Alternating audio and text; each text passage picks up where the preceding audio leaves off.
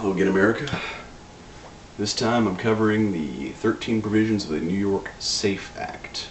Before I get to that, the NRA has recently produced their list of anti-Second Amendment supporters.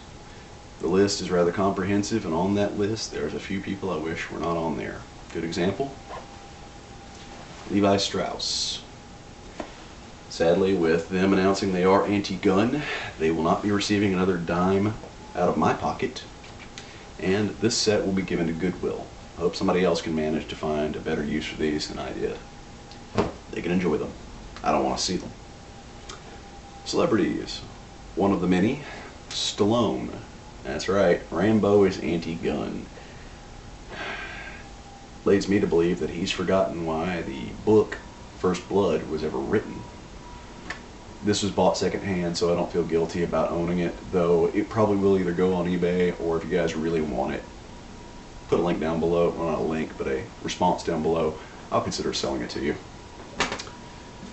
Now let's get to the meat and potatoes of the day. That's right, the 13 provisions of the New York SAFE Act. Number 1, further restrict assault weapons to define them by a single feature such as a pistol grip. Current laws require 2 features. Let's do a safety check. Magazine is empty. Firearm is empty. There are no rounds present within this room. Firearm is safe and will be treated as such. This is not an assault weapon. This is an AR-15 semi-automatic. This is one that I built. This is used by me and people like me to compete, to hunt, and to train others in the use of firearms. As a firearms instructor and trainer, as well as a competitor, this provides me with my paycheck. This is not an assault rifle. It can never be made into an assault rifle. But features like collapsible stock, my pistol grip, flash hider forward grip, he wants to say make this into some evil, fully automatic, cop-killing device. Well, I have friends in law enforcement, and I shoot alongside law enforcement when I train others. This just allows me to do my job. This is not illegal. This is not something to be vilified. This is just a tool. That is all this is. So that is not to be taken favorably. Provision number 2, make unsafe storage of assault weapons, quote unquote, a misdemeanor. So, with this law, Governor Cuomo is stating that I cannot use this as a defensive firearm. It must be stored in a safe. I cannot take my pistols and use them as a defensive firearm. They must be stored in a safe. Well, if a person is buying a firearm for defense, what's the point of keeping it behind a vault door? I'm sorry, but semi-automatic pistols and semi-automatic rifles are the 2 most popular home defense firearms out there. They're accurate, they're dependable, they're reliable, they save lives. But you're basically telling me that it's, I have to give a criminal a fair chance at killing me or my loved ones? No, that doesn't make sense on any level, let alone common sense level. It's insanity. Number 3, mandate a police registry of assault weapons.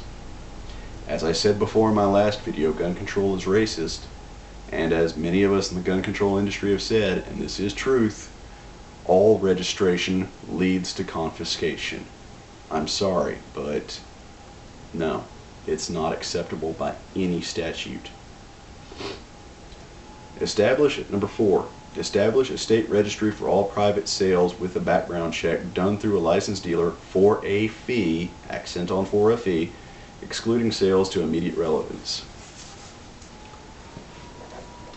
This is mine. I bought all the parts, I assembled it lawfully and legally, abiding by the spirit of the law and the letter of the law. And you're basically telling me that I cannot sell my own private property, the creation of my own hand, to an individual who has vile rights of the United States federal law, the right to purchase this. And on top of that, you're going to place an extortion fee, an undue, unfair, unjust, and unconstitutional tax and registration of me selling this. That's not good politics, Governor Cuomo. That's mafia tactics, sir. That is completely unconstitutional and incorrigible behavior at the least. It is deplorable in its own nature. You're basically stating that you want, within this law, you are stating that you want unfair, undue, unethical, immoral, and criminal market control. As I stated before, that's mafia tactics. Provision number 5. Require a therapist who believes a mental health patient made a credible threat to use a gun illegally to report the threat to a mental health director who would then report serious threats to the State Department of Criminal Justice.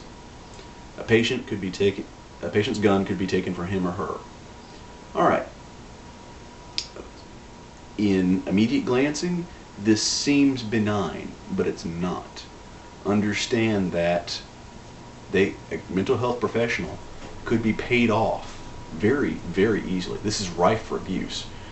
That, if a person was treated for seasonal depression, which can be treated with simple B12 and C+ vitamin complex, not with psychotropics, but mild seasonal depression is a very common thing. Just about everybody has it to some degree. But you're stating that that could be seen as a severe mental imbalance. That means that anybody who goes to a mental health professional, anyone, doesn't just mean the truly mentally unbalanced, mentally unhinged, but anyone who goes for even counseling, counseling for grieving, that they could be seen as mentally unbalanced by, a quote-unquote professional who could be paid off rather easily, to be seen as mentally unstable and unfit for the right for self-defense. Okay, I am in the belief that we do need to do something about our mental health system. This is not it. This is rife for abuse and so loosely worded that it should not hold water. It should not hold up in any court of law, but yet Cuomo has codified this into law. This is slapdash writing at its best. It should have been thrown out. Provision number 6, ban the internet sale of assault weapons. Yet again, Governor Cuomo, what you're suggesting here, saying that you set the definition, you and your council set the definition of what an assault weapon is. This is yet again you using mafia tactics. It is unfair, unjust, undue, unconstitutional, illegal, and immoral control of a market. You're basically saying you can buy X on the internet, but you cannot buy Y on the internet. This is against the idea of free market, free trade. This is strong arm tactics. This should be, there should be provisions against this enforceable by federal law and mandate. And in fact, I do believe there are. This almost falls under the RICO Act. Interstate transport and sales. That's exactly what this is. This should definitely fall under the RICO Act, good sir. So, I do not back that statement. I do not back, you banning the sales of anything on the internet which is legal for a United States citizen to possess. Especially when you're setting the definition. That's basically, for lack of a better term, a monopoly.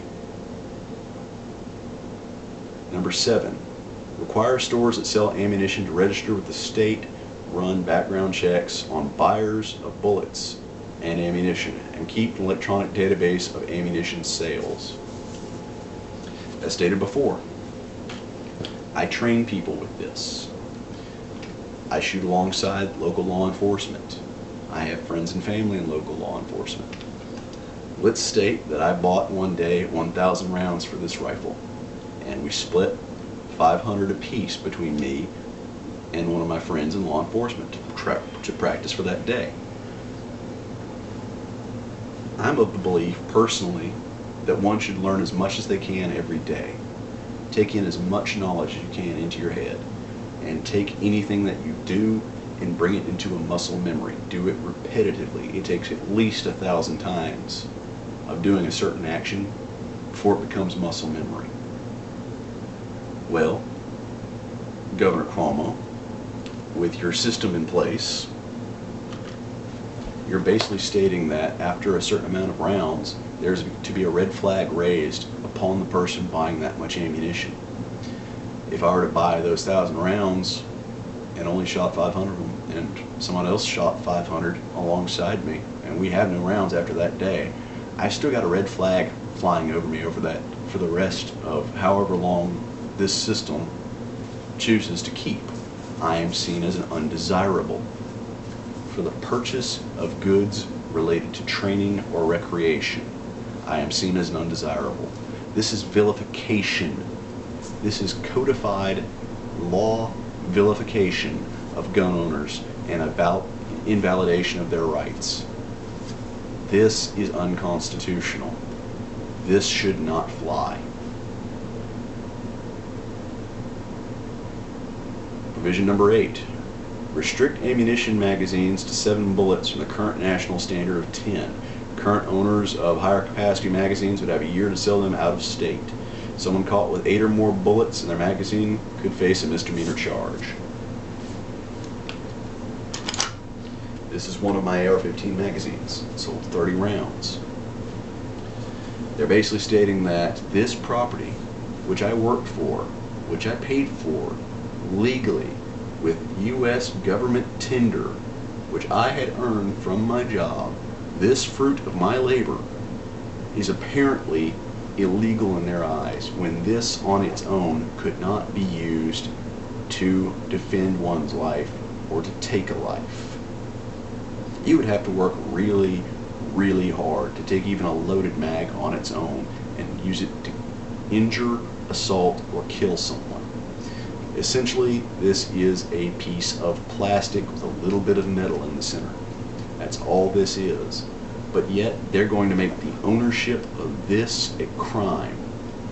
And by the way, Governor Cuomo, there is no national standard of 10 rounds. That quote-unquote national standard that you so denote is basically a pseudo-standard set forth by those who are anti-Second Amendment. There is no standard to it. The standard is what the firearm was designed to work with. The AR-15 was designed to work with a 30-round standard capacity magazine. This is not a high-capacity magazine. This does not go over the standard. Even if it did, who are you to try to codify a law into office which makes me a criminal overnight? Literally overnight, as you snuck these 13 in at midnight without the people knowing. You just basically put it to a vote. There was no 3-day wait. Funny, you want to enforce multiple days of waiting for a purchase for us civilians, but when something is codified into law, it doesn't need a wait, it doesn't need a recess period. I sense a double standard here, good sir. And I cannot endorse this at all. You're basically saying that my own possessions turn me into a criminal. No, my possessions don't turn me into a criminal. Corrupt politicians and heavy-handed, loose-worded, good-spirited, but ultimately very malign tactics to codified in law turn me into a criminal. Provision number 9, require that stolen guns be reported within 24 hours, otherwise the owner would face a misdemeanor charge. Governor Cuomo, I own this firearm, and many like it, for the reason that I have had this house broken into. I've had my life turned upside down. I know many of you have too. This is my line of defense. I've been there. I don't want to fill out reports and in 24 hours my life being destroyed, my house being ransacked, and the only things left are the walls. I want counseling. I want someone there who can understand me. I want a solution that's attainable within a reasonable amount of time. I want comfort. I don't want to be turned into a criminal because I was robbed. It's basic human knowledge, basic human compassion, which, sir, within the writing of this law, you are lacking. Charging me for having my life thrown aside, for having my life and all that I've worked for taken away, violently might I add, is like charging an assault victim for not fighting back, even though that you've given him absolutely no means to fight back. In fact, you've empowered the criminal. You've taken away my means to fight back. You're charging the innocent, sir. Provision number 10, increase sentences from gun crimes, including for taking a gun on school property. Okay. How about we remove gun from that sentence and just bring it to increase sentences for violent crimes? I'm not anti-gun. I'm anti-violence. A gun on its own is not capable of being violent. It is not capable of making decisions. That is something that a person is capable of and is wholly capable of. A gun doesn't make you do anything more than strapping on a set of sneakers turns you into a runner.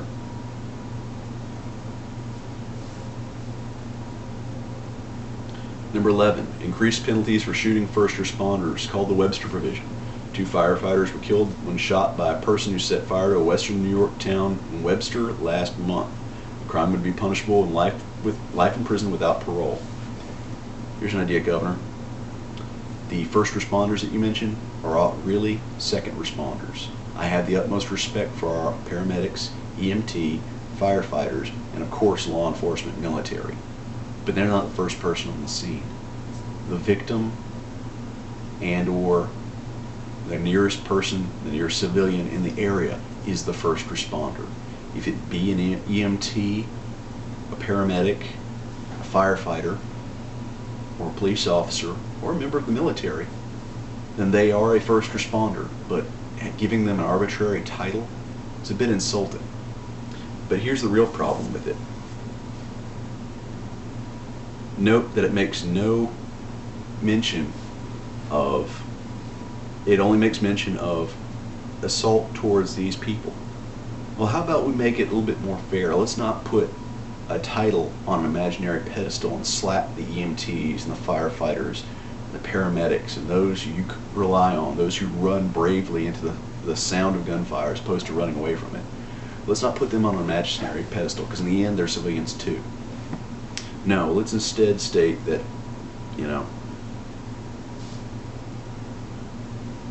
shooting a civilian, committing a violent crime, should be punished stiffer. Let's not, it doesn't matter who the victim is. If there's a violent crime committed, be it an assault or, heavens forbid, a murder, let's hold that person accountable for their actions. Let's not do it based on who the victim is. Let's do it based on the fact that they just tried to take a human life. Treat life with respect, good sir. Don't slap these good people in the face. Number 12, limit state records law to protect handgun owners from being identified publicly. The provision would allow handgun permit holder to maintain privacy under the Freedom of Information Act. Okay, this provision wasn't originally in this set of laws, but we've seen when the New York newspaper decided to post out on their website an active list of those who had gun permits, we've seen those houses victimized. And to you people out there who are watching this video, who are one of the victimized, my heart goes out to you, because I've been in your shoes. I know what it's like. It's not easy to have your life thrown upside down. Recovery is a pain that I don't wish upon anyone, but you will experience it. No, my problem with this is it mentions handgun permit. Let's break that down. Handgun permit. That's a way of the government saying, we'll permit you a means to defend yourself, but we'll deny you if you don't jump through our hoops, pay us money for it. That is extortion.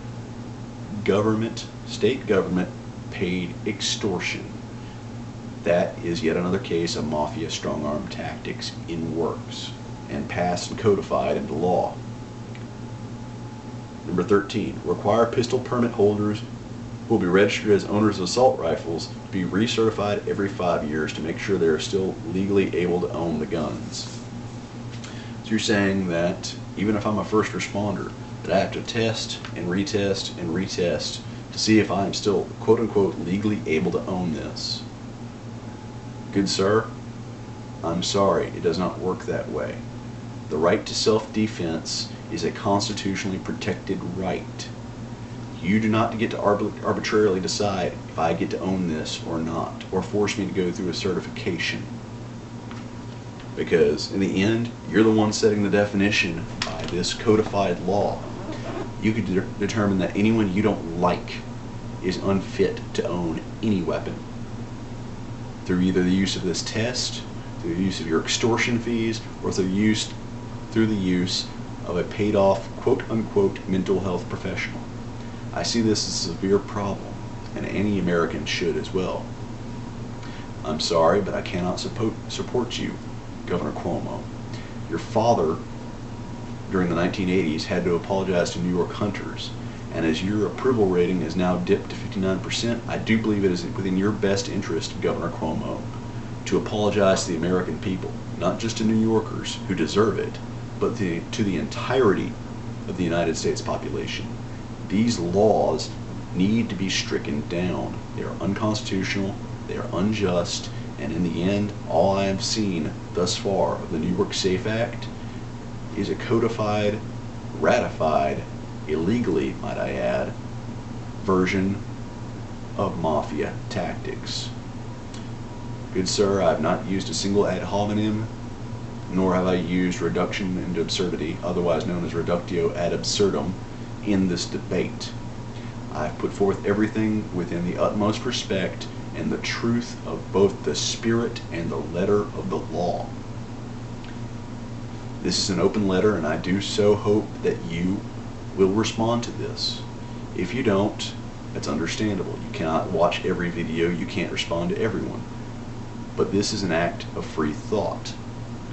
As usual, I will provide my links to contact your senators and congressmen down below in the description bar. I will also provide a link that will allow you to look at upcoming bills in firearms legislation as well as standard legislation not related to firearms. We must stay active. We must continue writing letters as we, the supporters of the Second Amendment and supporters of every amendment. We must show these politicians who wish to do unthinkably corrupt things to our nation that we mean business, and we vote with our wallets, we vote at the ballot box, and there are more of us than there are people that support them. I thank you, and I am very proud of you, America. I will see you again later. Take care, and stay positive.